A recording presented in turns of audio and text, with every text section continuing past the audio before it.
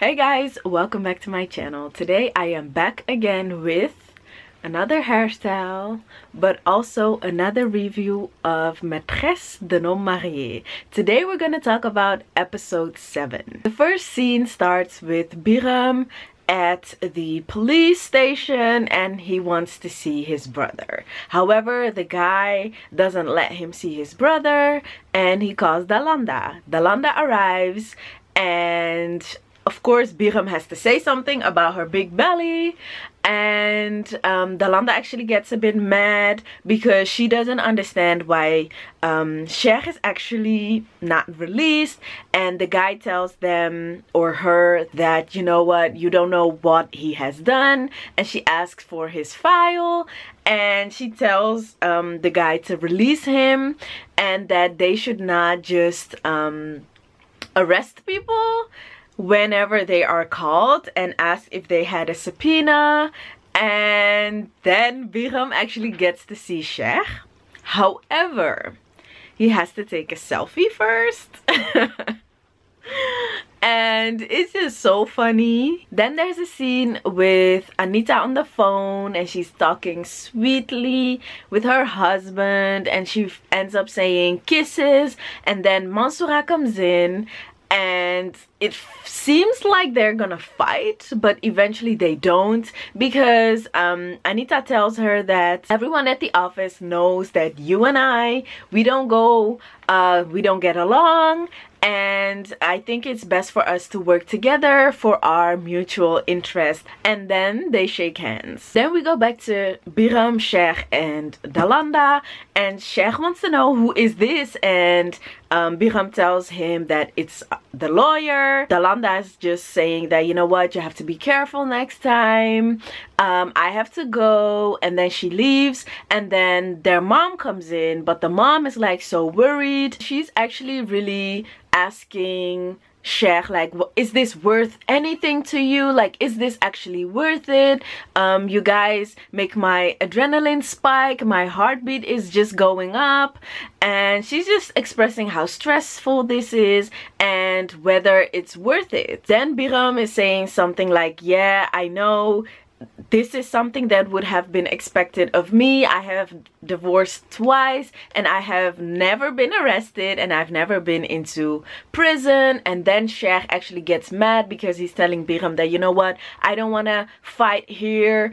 But then Biram is like, you have deserved this because every time we try to talk to you, you never want to listen, and this is what you get. You are not even able to take care of yourself, let alone your children. Why don't you leave the kids with Lala? She has always taken care of them and she's able to do it. But then Cher actually gets mad because in his eyes he thinks that Lala is a liar, that she does not deserve to get the kids, and that she's not able to actually take care of them. Biram and Cher, they go back and forth. What Cher is saying as well is that because of Lala, her lies, that he actually divorced Maïtresse, and that is all her fault, and that he is going to do everything to get his kids back. At one point, Biram is so done with him that he's just telling the officer, yo, officer, please get him because he's selling drugs. And their mom is like, oh, no. And I had to laugh so hard. It was so funny. But eventually they just leave. Okay, so the next part was really triggering for me because I cannot stand Tairu. But okay, so he and mommy, they had an appointment, and Tairu starts talking and tells mommy, like, do you know what I want? I want you to keep out of my life and out of my wife's lives. I don't want you to meddle in it. I married them and I can handle them alone. And he is also using like this sentence that he doesn't need mommy to lie on him. And what he's meaning there is that he doesn't want her to tell, for example, that, you know what, you have to be careful with Tairu and to Djalika, but then also say the same thing about Tairu to Dalanda. And to make either one of them suspicious, because that's what he's aiming at. Mommy is like, well, if you want to be responsible that much, then just go to Dalanda and introduce her to Djalika. Then Tyru has the nerve to say, if you weren't here to go back and forth between Djalika and Dalanda and tell your lies, I would not have the problems that I have today. Yes, he said that. Then mommy gets so mad because she's like, you effing Tyru. It's because of men like you that women destroy each other. I know them both. They have no problems and they are amazing women. But you are there also going back and forth between them and trying to have your cake and eat it too. And you're trying to make me, the word she used was dulkat, and that's actually someone who just lies. But it's not even true because he is the biggest dulkat in this whole story. And then Tyru is like, oh, let's be civilized. You should sit down. People are watching us. God is watching you. Then mommy sits down again. She tells him that, you know what, I am not the devil. I'm not a liar. If you don't get your stuff in order, I will have them both meet and tell them the truth. Then the next thing gets really interesting because Ty was like, oh, do you think I'm scared now?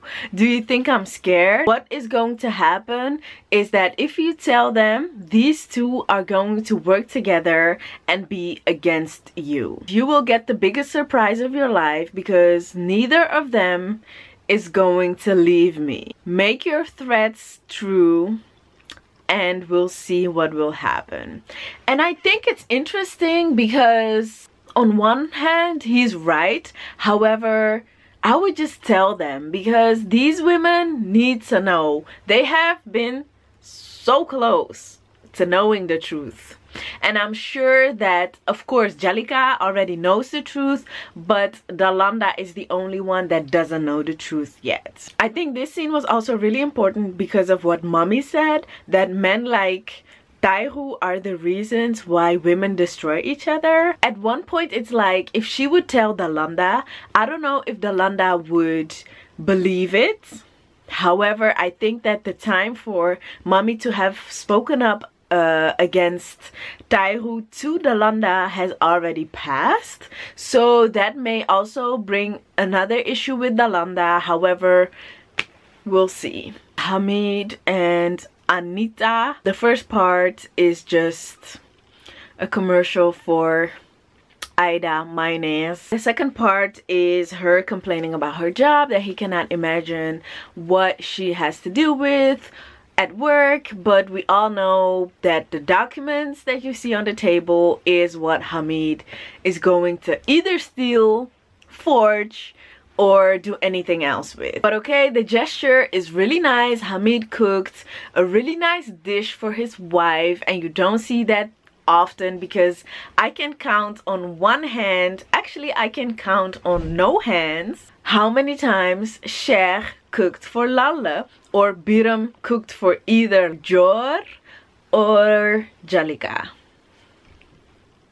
I can count with no hands. Then there's a scene with Djalika and her mom. She makes a snarky comment to Djalika that, you know what, you never have time to braid your own kids' hair. Djalika actually reluctantly asks her mom if she can take Amina to a doctor's appointment the next day. Of course, this is the start of yet another argument that is not about the thing that instigated it, but does go back to the eventual problem, which is Tyru. Is this all for a man? Because Djalika told her mom that the reason she cannot bring her kid is that she has to go and see Tyru. Her mom calls her selfish, irresponsible, doesn't agree with her. She even tells Djalika that she will call Biram because that is their father and maybe he can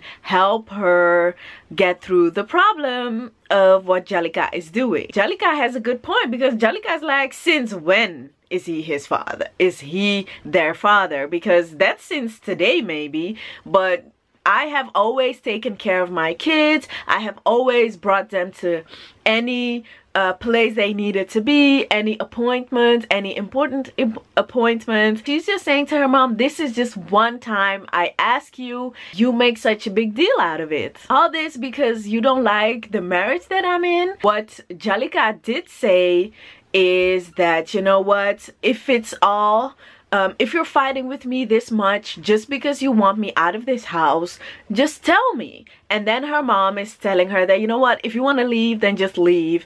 And Djalika does have a good comeback, because what she's saying is any person that leaves a house will enter another one. And then her mom is like, Chim. Then there's a scene where Regina is going to an imam. The imam is actually confirming her suspicions, and he's telling her that, you know what you were suspecting is true. However, you should know that the person has been kept in this marriage just for good things, so that she can get to know the head of the family, Tairu, better, and they can become closer, and then they can stay together. So his conclusion is that the black magic was not done out of malice. It was not something bad, but he also reflects back on what our ancestors used to do, which is if people would get married, they would actually get the same kind of black magic, but it was only for the husband and wife to get to know each other better and to stay in the marriage forever. So that's what he's explaining. However, Regina knows what she needs to know, and whenever she leaves, she's actually talking to herself, and she's saying that, you know what, Ndoi family, they are something else, but what they should know is that whatever they can do, other people can do better. Meaning that if you can do black magic, we can do something else better. And she's also saying that, you know what, this is some urgent news. I have to tell Dalanda I will not sleep on this. Then you see that Djalika is actually leaving with her 2 kids, with her suitcase. Her mom is actually asking her like, Djalika, for Jim, where are you going? So you were not even making jokes out of this. You're serious. She's actually really going, and her mom is actually saying that, you know what, no, just bring baby Malik. Amina can stay with me. But Djalika does not even say one word. She just takes Amina, and her mom is saying a bunch of things like, so that's okay, you just go. Do you think that a man is worth all of this? You know what, life is out there. You'll know what I'm talking about, because there's no way Tairu will take care of kids that aren't his. Very Senegalese. She ends up saying, you know what, just go. You know what, you'll see for yourself. However, you'll return and I'll be here. Then you have a bomb bursting. It's Dalanda with Regina. Dalanda's like asking like, and why would they do this to me? To keep me here? What you're saying is BS. I don't believe it. Regina's of course saying that, you know what, no, because before you wanted to divorce so bad, today you don't. This is not you. And Dalanda's just, again, she cannot believe it. She's telling Regina that, you know what, I am here at my own volition. I chose this. Nobody is keeping me here. I am not forced to be here. You just have to accept that I took Tairu back. You know what, Regina? Get out of my effing life. I want you gone. Dalanda actually ends up saying, even if Tairu kills me, I do not want you to interfere or intervene. And I was like, true crime rule number 1, it's always the husband.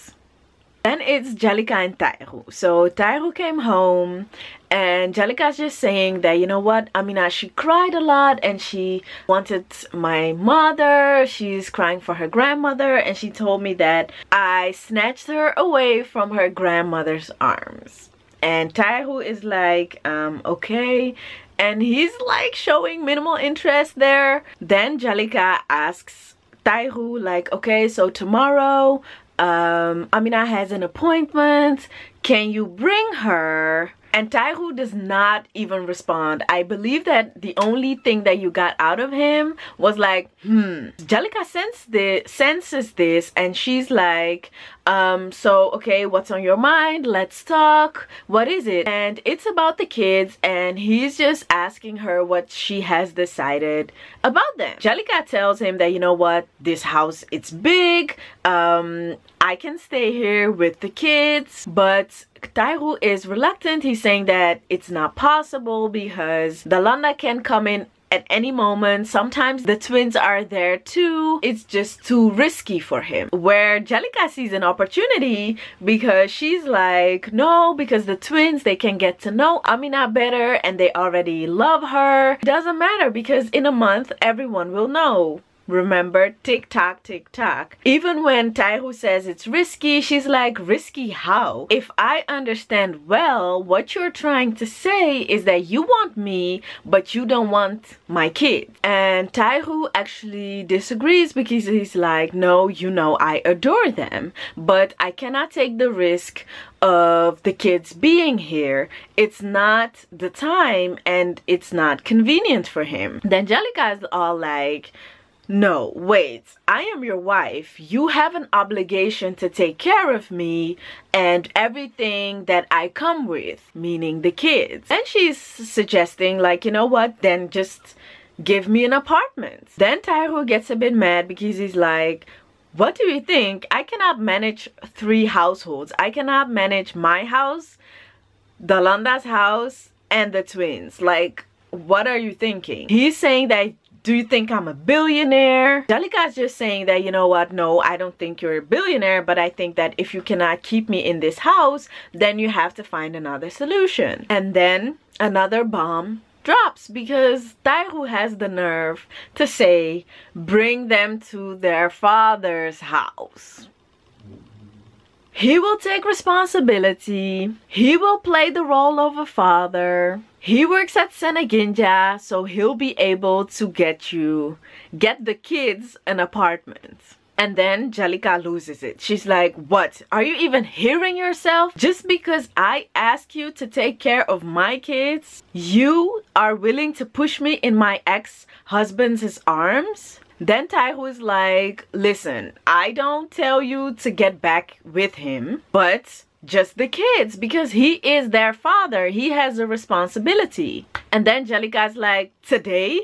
Because their father never helped me one day in their lives. And then Taihu has the nerve again to tell her that she is a difficult person to live with, that she's always looking for a fight, that if they continue like this, that they will end up divorced. Then Djalika leaves. Taihu's asking himself, what have I gotten myself into? What is this? Why am I curious? Or why do I want to know everything? And then Dalanda pulls up to the house and she's walking to the house.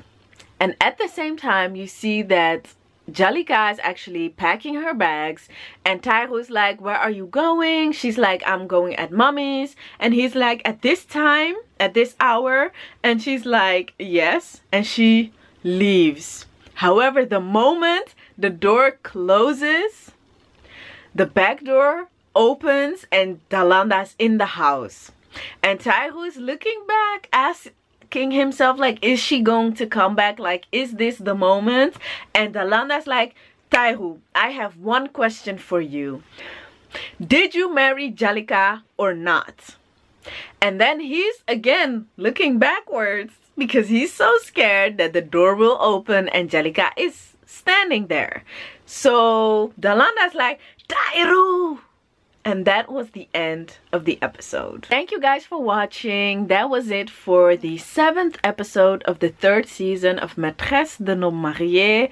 And I already know that the next episode, Taihu is going to say no to Dalanda's question. So I want to know, do you think he's going to say no or yes? Because I vote no because it's Maîtresse d'un homme marié. You want it to go this way, but it will go that way. So that's what I think. Thank you guys for watching. Don't forget to follow me on Instagram at Senegalese Twisted. Don't forget to like, comment, and subscribe, and I see you guys in my next video.